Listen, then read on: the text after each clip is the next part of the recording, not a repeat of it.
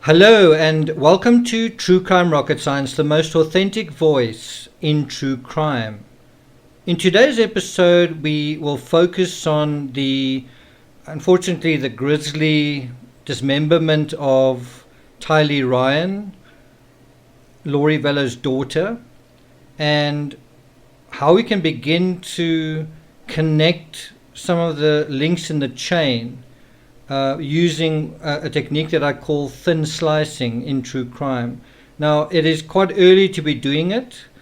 It is quite early to be speculating in this way, but I don't think it's too early. We've got quite a lot of information now, and I think to some extent we are piggybacking on the shoulders of the authorities who have given us quite a lot of their information. Obviously not all of their information, but it's enough information for us to start to make inferences. I don't mean without substance. So it's not just gossip and speculation and sort of tabloid rumor. We can actually start connecting some of the forensics in the case and developing a real sense of what actually happened here and why it happened. So in this episode, we're really going to focus on just one aspect, the dismemberment, and see what that tells us about this whole story. So although it's keying in, is homing in on this one area, it sort of opens up certain other areas, and other threads start tying together, coming together almost like a spider web, where you start seeing patterns and that kind of thing. Although I'm going to focus on dismemberment, there are a couple of other issues I want to deal with. I'll get to that in a second. I'm also going to be doing 2 follow-up episodes to this one. One of them dealing with the account of Ursula Berliner. And Ursula was able to take some photos of Laurie Vello and Chad Daybell in the shuttle in Hawaii, and she actually confronted them. And I'm just going to talk to you about that particular encounter in a slightly different way, sort of a lateral thinking way. I'm going to share with you an encounter I had where I did the same thing, or where the same thing happened to me. And it is quite chilling. You know, it might seem like not a big deal. It may be something you would want to do, but it's definitely it's pretty scary. So I'm going to deal with that in a separate episode. And then in a third episode, I want to talk about specifically and just sort of concentrate on Tylee's birthday. I want to just speak about that. So I'm going to be doing 3 different episodes on the Vello case, and on Patreon I'll be doing the next review of the Dateline documentary. That'll be up this weekend. I did the first one last weekend. The next section in that series will be up this weekend. I think it's on the $2 tier. So if you're interested in this coverage, you can subscribe to the channel if you haven't already. Ring the bell for notifications, like, share, leave a comment, and let's get started. So something I mentioned to the folks on Patreon last night, I just said, you know, my spidey senses started going off when the information came through of the dismemberment and the mentioning of Tylee's birthday, that she was actually 16. She wasn't 17 as has been reported in the media for the past, I think, year or so. She was actually 16 going on 17. So in other words, when she disappeared, she was 16. when she when she actually disappeared, she was 16, when she was kind of formally, kind of officially acknowledged as, something was wrong. She'd already turned 17, and it's because of that she was sort of seen as a 17-year-old. Now, what's quite interesting with that is the same thing, just in terms of birthday, happened with the Madeleine McCann case. Madeleine was 3 years old. She was about to turn 4 when she disappeared. You might say, does that have any relation to a crime happening? In the John Benet Ramsey case, which happened just at the end of Christmas Day, so kind of Christmas night, that was just days before Patsy's 40th birthday. So is there any kind of relevance to the timing? I'll talk about that a little bit in another video. I'm going to refer to the birthday briefly in this one, but before we go further, I just want to clarify that I will be referring to her as Laurie Vallow, not as Laurie Daybell, for a couple of reasons. The one reason is she herself wants to be referred to as Laurie Daybell, and just for that one reason, I'm not happy to oblige. I don't think of her as Chad's wife in a legitimate sense. I think of her as potentially an accessory. So I don't want to legitimize their affair, if I can put it that way. Also, this has been going on for quite a long time. It's not just about their children; it's about her husband as well.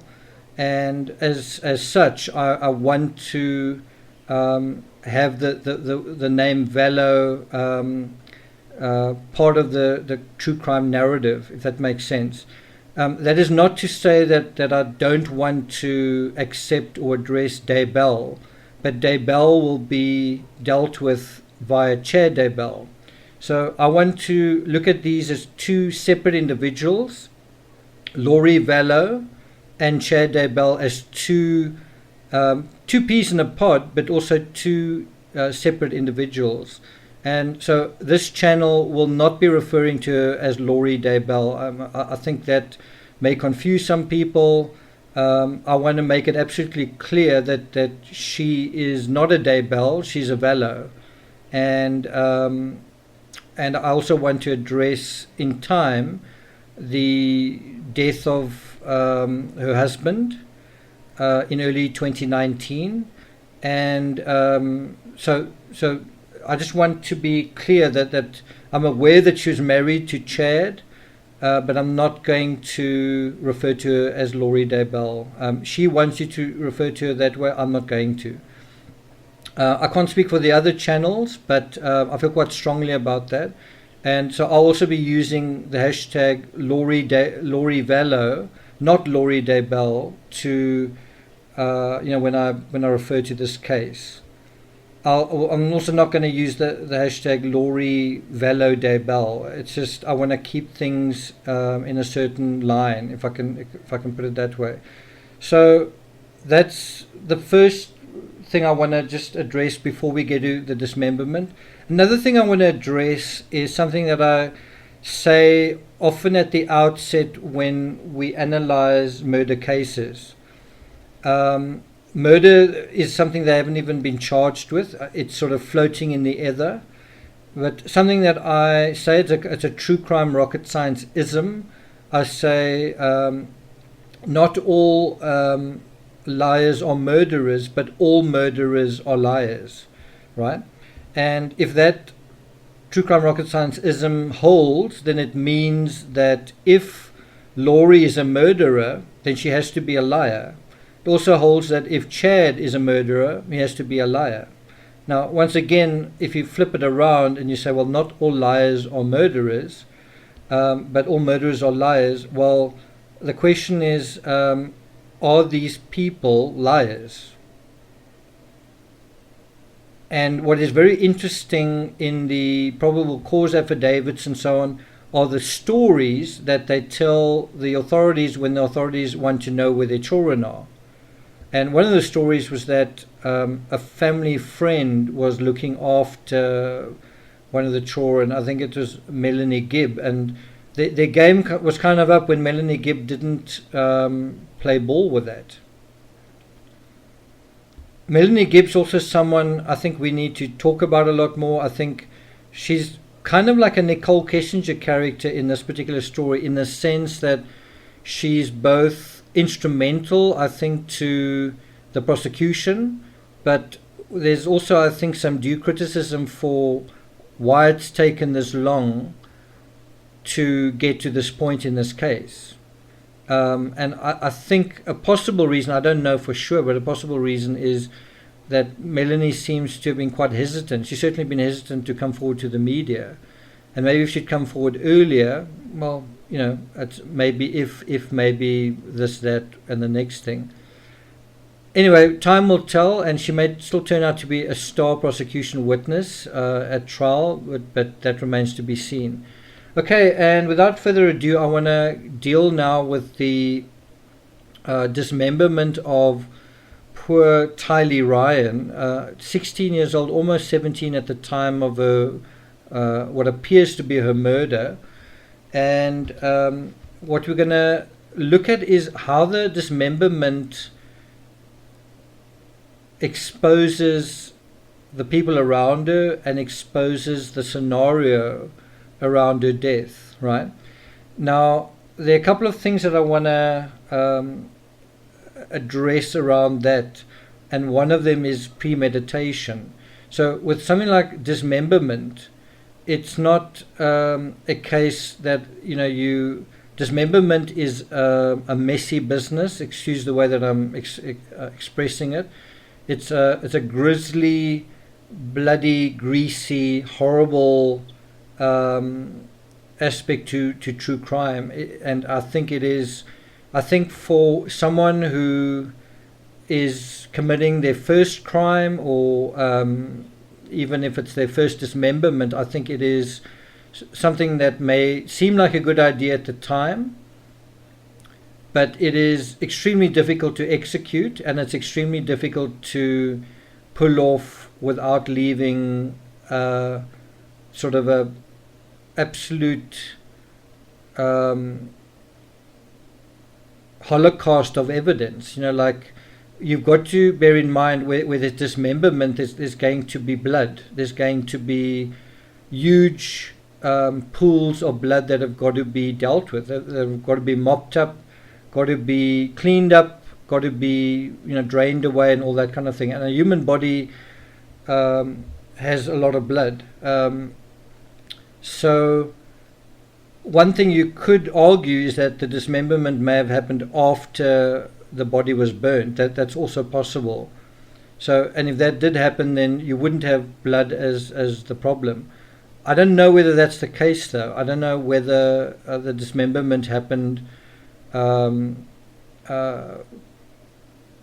she was, you know, while her remains were intact. I mean, in terms of not having been burnt, or afterwards. But I'll tell you why I think the dismemberment happened prior to incineration. And the reason is, if you look at the footage from the storage locker, what you see is different individuals carrying in a large tire and then also a car seat. Now, my first intuitive thought when I saw that was dismemberment. So without knowing anything, when I looked at that, I thought that suggests to me that there is a body, and that the body was probably under the car seat, or in the place of the car seat, or where the tire was. And the reason why that was a very quick study, I guess, the reason why it's something that you would sort of intuitively consider is there are other cases, for example, Madeleine McCann, where you have exactly the same thing, where in the wheel compartment of the rental, cadaver dogs scented. I'm just going to say something just to keep it safe. Officially, there's an argument that it wasn't Madeline's remains. That they found, I guess, what do you call it? They found traces of what used to be a living creature. Let's put it that way. The McCanns and their apologists argued that it could have been groceries like meat or fish that had sort of gotten hot in the car and sort of leaked out of the grocery bag. That was one of the arguments. Another argument, I think later on, was that when the DNA came up incomplete or they couldn't develop a full profile, they said, well, this is the DNA of the twins, of her sisters. But the point is the cadaver dogs alerted there, and so that would suggest that there was a dead body there. And the point to emphasize is, where was it? Where was the dead body put? Well, in the wheel compartment. And it's quite a small, in terms of the Renault Scenic, it's a fairly small compact compartment for a wheel, and it's about the size of a 3-year-old child. In other words, you could, in your imagination, imagine a child's body fitting into that compartment. Does that make sense? I'm not making the case that that's true or not. I'm simply saying, if you take that as an intertextual element and you take that into the Vallow case, then you have something that kind of matches that theory. And how it matches that theory is, if you look at the size of the wheel that they take into the locker, and I think this happened early October, around about the 1st or the 3rd or the 2nd or so. I say that under correction, but I know it was very early in October. If you look at the size of that wheel and you say, could a 16-year-old body fit into that kind of space? And I think the answer is sort of yes and no. It's yes in that the volume of the tire might be enough, but you might have to dismember the body in order to fit it in. In other words, if the body was intact without being dismembered, you might struggle to actually get the seat in, if that makes sense. In other words, to put the seat over the wheel. I'm not quite sure what it looks like in the vehicle. I don't know if it has the seat over, but the fact that the seat was also removed, I don't know whether that had to do with cleaning the seat, cleaning under the seat, obstructing the wheel compartment. Difficult to say, but the point is that the fact that this was carried in so close to the time that Tylee disappeared suggests that the dismemberment happened related to the vehicle, and the dismemberment happened related to being transported surreptitiously. And I agree with some people that say that it's possible that she may have been killed at Yellowstone. There may even be something around that where the original idea was to dispose of both children at Yellowstone, to murder both children and leave their remains at Yellowstone. For whatever reason they changed their mind. There's another alternative to that as well, which is the trip to Yellowstone could be used as like an alibi. Yeah, we all are as a happy family, and we are in a public place, and this gives us sort of plausible deniability. Now, you had almost exactly the same thing happening in the Letitia Storr case, where she went hiking with Gannon, and I think her daughter as well, or Gannon's sister. But there's a very well-known image of Letitia and Gannon, I think on the Sunday, and then he disappeared the next day. And the point being that that photo is clearing Letitia in a way to say, why would I have anything to do with what happened to him? I took him hiking. We were happy together. Look how happy we look in this photo. So that is a show. It's intended for plausible deniability. There may be an additional reason, and this goes to the sneaky premeditation and the sort of strategic element, which is you might want to go into a wild area like that just prior to the disappearance to mislead investigators to say, go and look over there, go and look at this sort of area where we hiked. That's where he was last seen. And go and look for him there. And obviously you're not going to find him there. So it might be the same thing here. Go and look at National Yellowstone and see if you can find him in that sort of rugged terrain, treacherous terrain, and obviously you're not going to find him there either, or her. So I don't actually think the idea was to kill them there. I think it was more the idea of showing this sort of solidarity, fake solidarity of we one big happy family, just prior to what we know we're going to do just after. And you even have something similar in the Chris Watts case, where just before the children are murdered, they are at a birthday party and everybody looks happy and everyone can say Chris Watts cared about his kids and he was attentive, and because all of that's part of the show. You can imagine the opposite if Chris Watts had killed the children just before the birthday party and then phoned and said, sorry, we're not going to attend the birthday party. That would immediately put the attention on him in a way he wouldn't have wanted. But by taking them to the birthday party, it's kind of, I've just showed what a great dad I am. I've showed that the girls are alive at this point, in a public setting that everybody can see. They looked happy, I looked happy, no one's going to suspect anything. Can you see that? So can you see how that kind of premeditation is about showing things that are completely contrary to the way they really are, and then you do something very dark and nightmarish that is a complete contradiction to that. So I do think that the tire and the car seat were probably removed not just to make space for the body, but probably also needed to be cleaned. They had to get human remains off them. And then this brings us to another aspect, which I think it might be reading too much into this. It's difficult to say to what extent a criminal is criminally sophisticated or not. But these days, criminals are becoming more and more paranoid and careful. People are more aware of true crime these days, just in a general sense, than I think they ever were.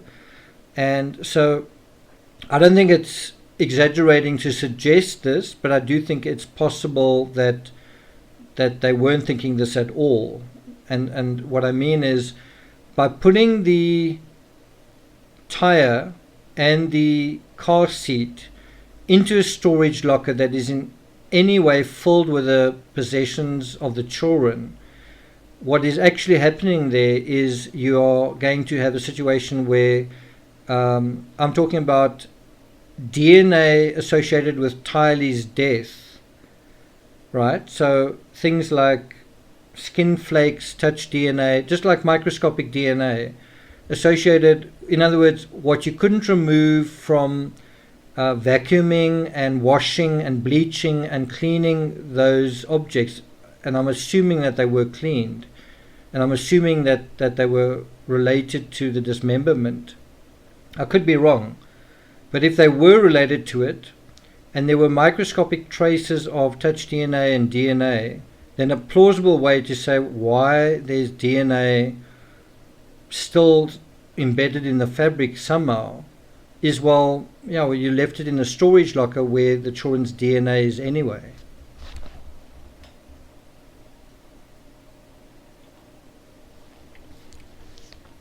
Now, I'm in the process of working on a narrative. I've written almost 100 books in true crime already. And I'm in the process of working on a narrative called Cult Figure. it's probably going to be some weeks before it comes out. I normally bring it out a lot sooner, but this one is definitely going to need more time.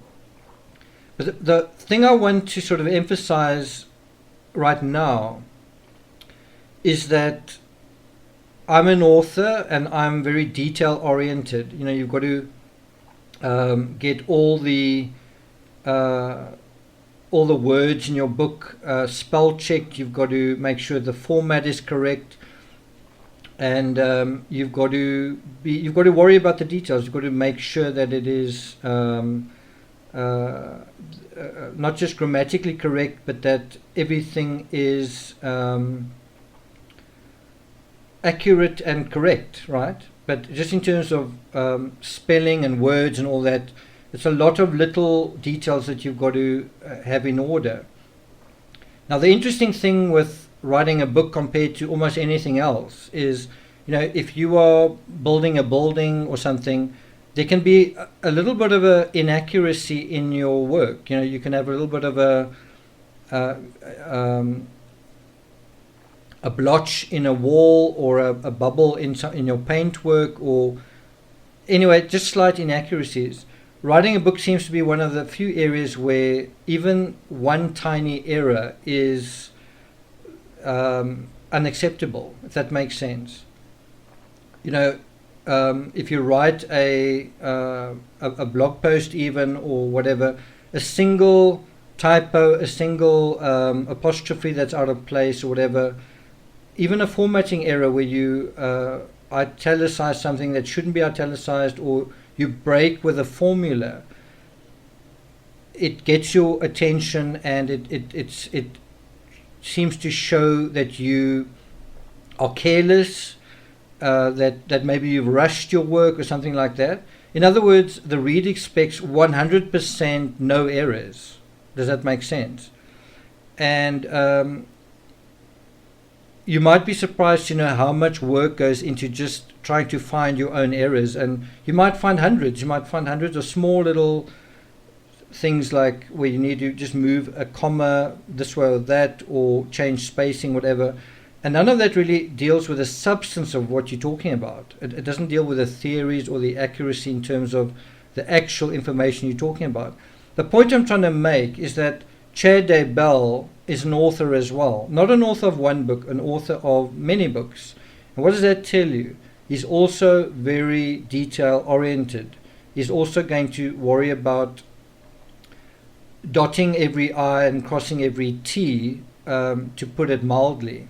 So when you start to make this assertion that there might be concern about DNA, so how would you allay that concern? Well, you just put these artifacts of possible artifacts of the crime in the same storage area, so that you are contaminating it with innocent DNA.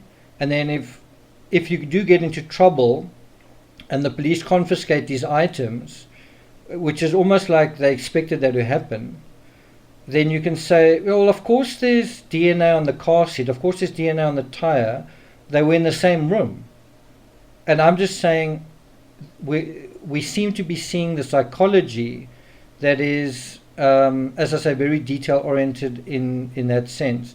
Besides that psychology, as I say, you've got these lies that go into quite a lot of detail about where the children are. You know, that they've got a story, and those stories are also dealing with, I think, premeditation, because I've got an idea these murders didn't happen and then the story came after it. I think the story came before. In other words, this child's going to disappear. What story are we going to say? In other words, before this child disappears, what are we going to say happened to him or her?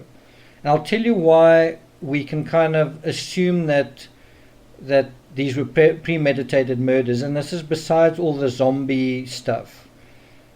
In Tylee's case, she was 16 and she died a couple of days before her birthday, right? And the question is, why didn't she die after her birthday? In other words, why didn't she die, for example, with the Chris Watts case, why not have her birthday where everyone can see what's going on and then kill her, right? Why not use the birthday as kind of an alibi?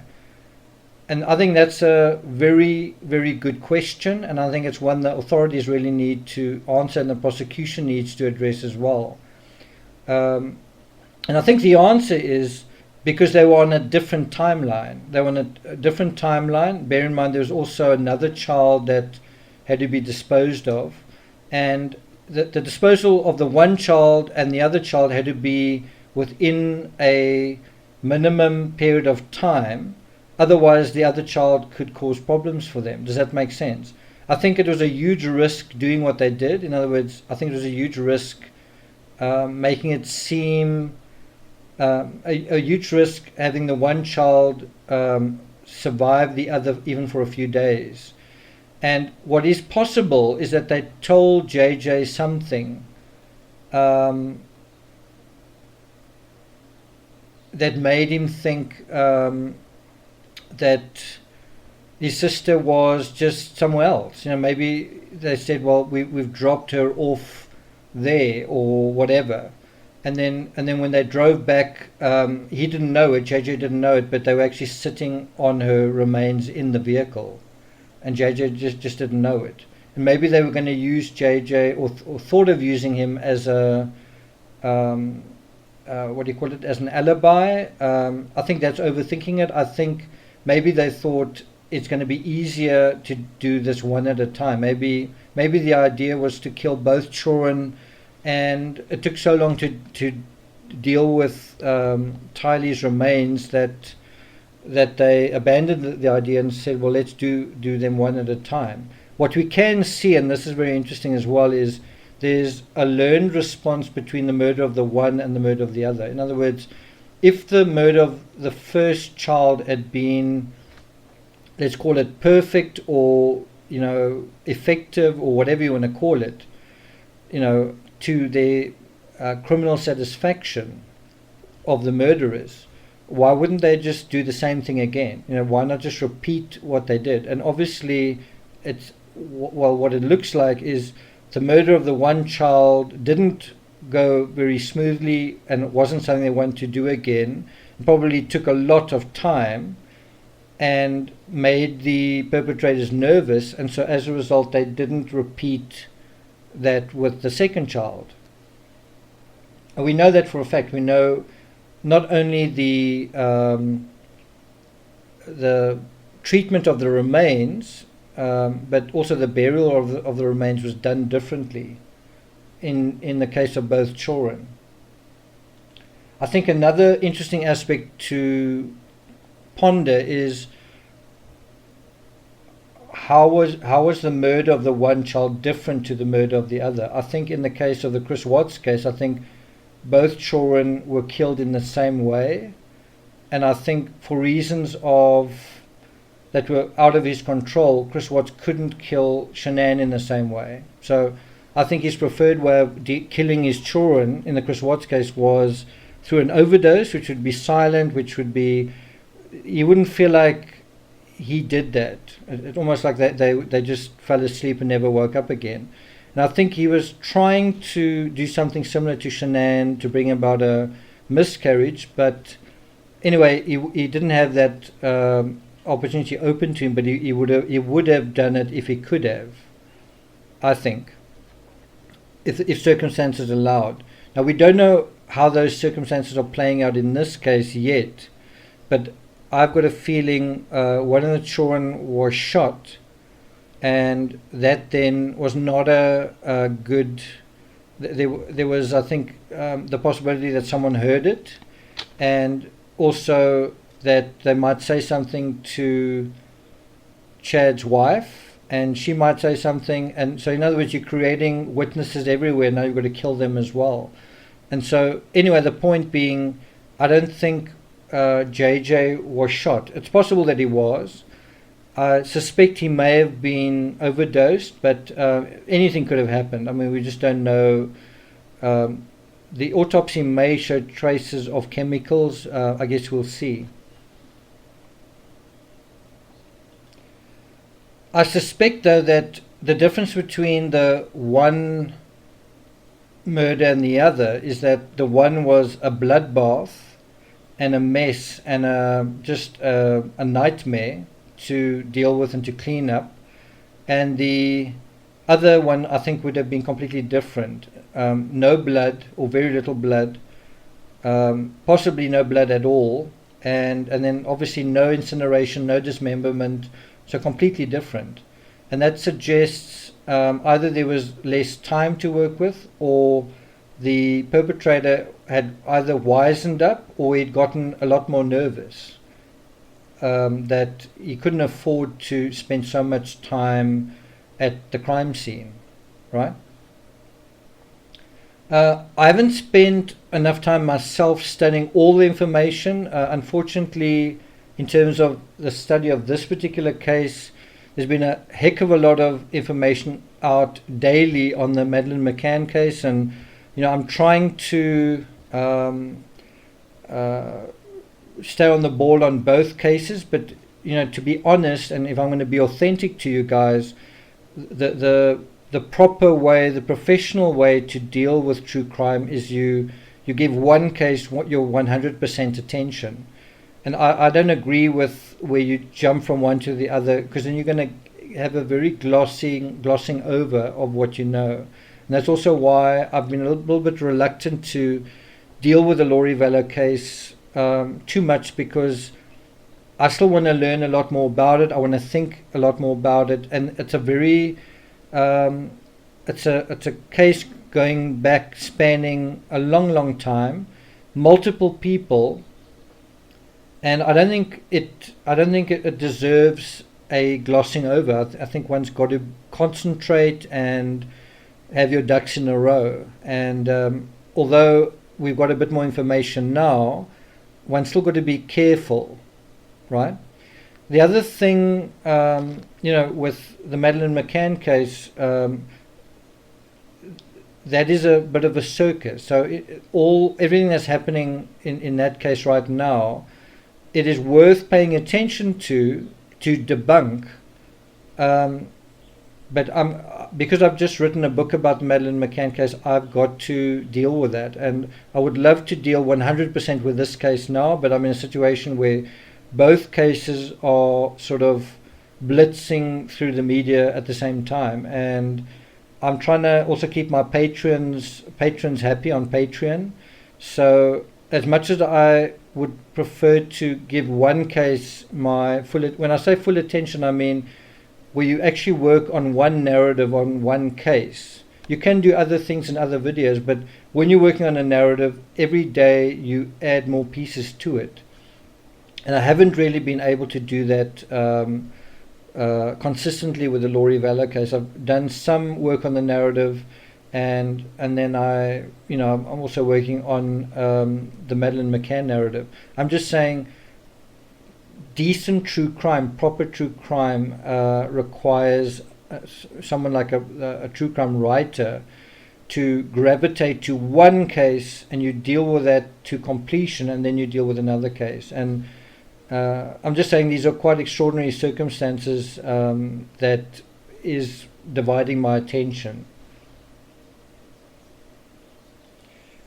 I do think the Madeleine McCann case is going to kind of run out of steam in terms of the nonsense that's coming out there about this prime suspect, and when that does happen, then one can focus fully on this particular case.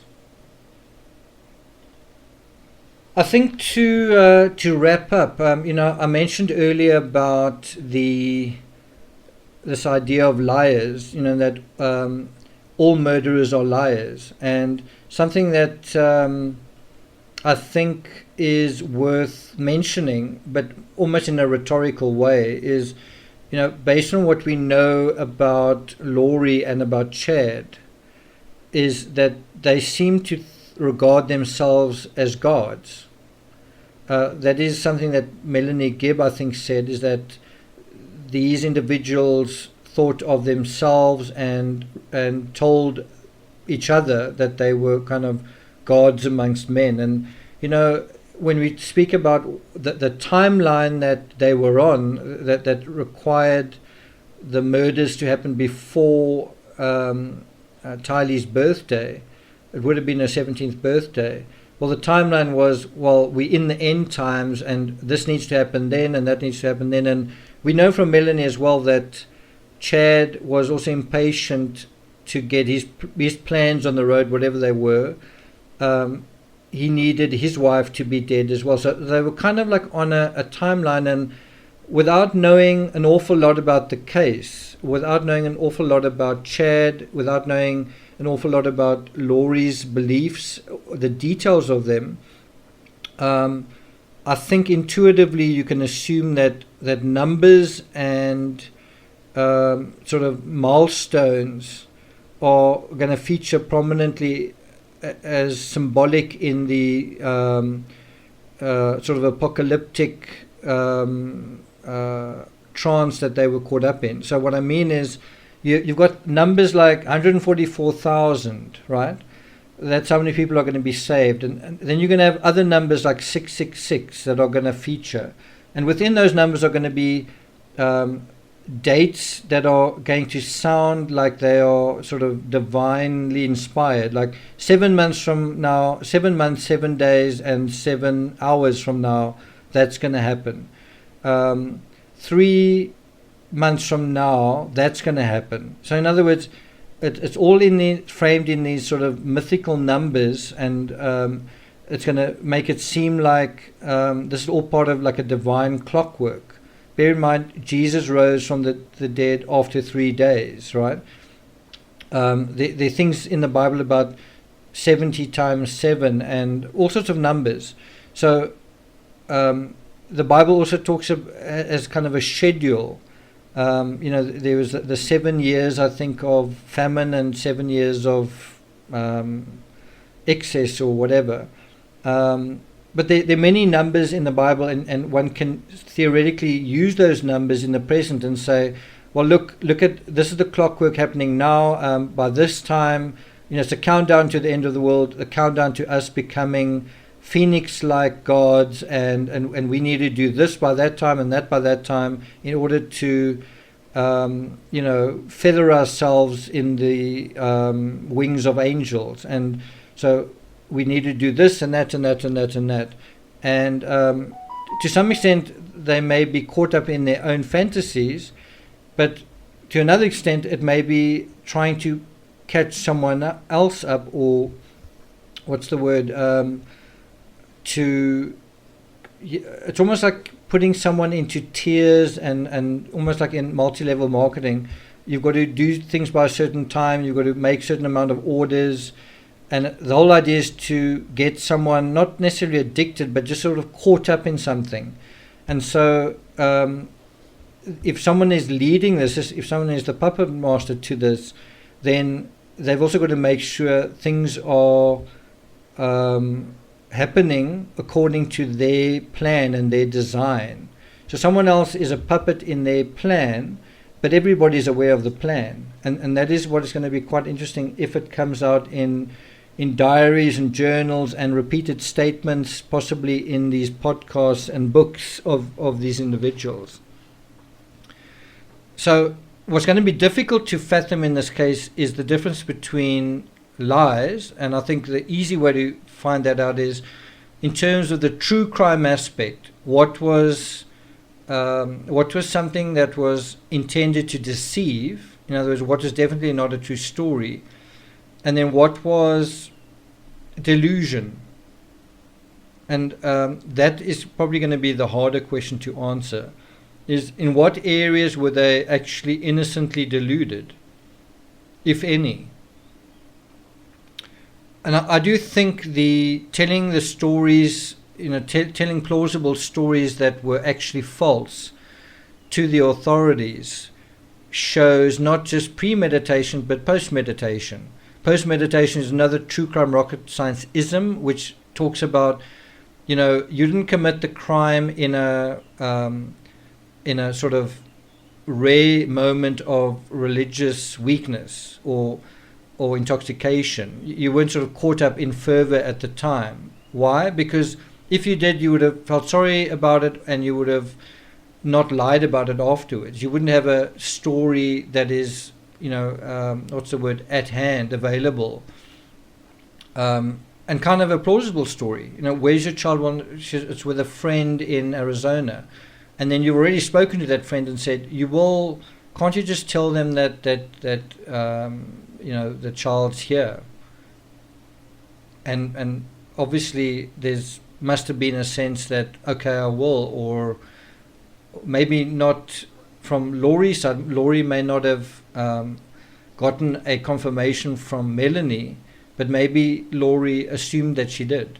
Maybe Laurie just got enough feedback that she felt, okay, wow, so this is we're going to be able to pull this off. Maybe Melanie had a change of heart. We don't know. Maybe Laurie was that deluded that she thought they were all in this together, and Melanie knows about zombies, so she's got her bases covered. We just don't know that yet. But it does feel like there's something coldly calculated about it all.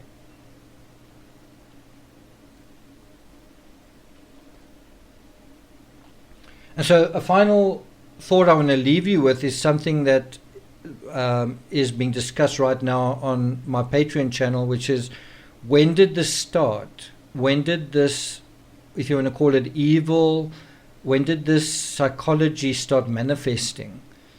Whether you want to call it evil or being delusional or whatever. Did it manifest the moment Laurie and Chad crossed paths? Did it manifest the moment Laurie opened a Bible for the first time?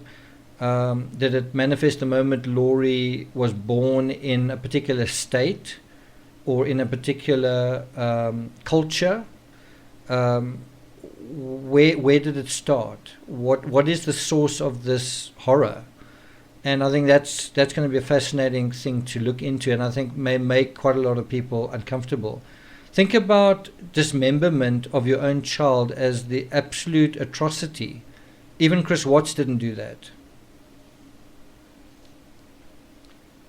I don't know whether Laurie consented to it, but if Laurie was at that locker room, it sort of feels like she knew what was going on, in certainly in some areas.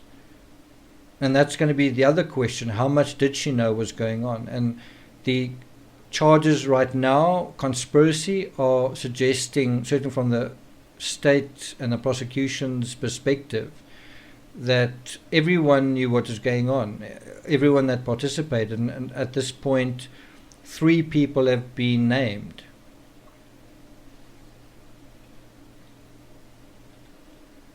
And so the question is, why do gods need to tell lies? Let me just say that again. I mentioned earlier about all murderers are liars.